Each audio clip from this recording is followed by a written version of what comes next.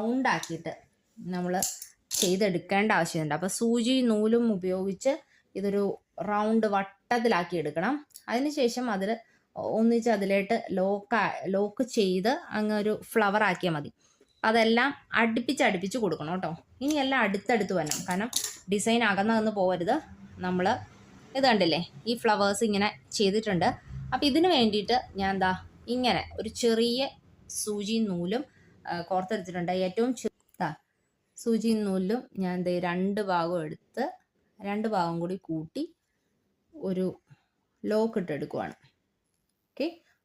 Okay. ഇനി അടുത്ത petal ഇതിലേക്ക് വച്ചു കൊടുത്തു. അതിൻ്റെയും 2 ഭാഗവും കൂടി കയറ്റി നമ്മളതൊരു കോർത്തെടുക്കുക.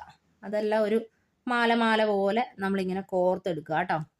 ഇതാ, ഇനി അടുത്തത് കയറ്റി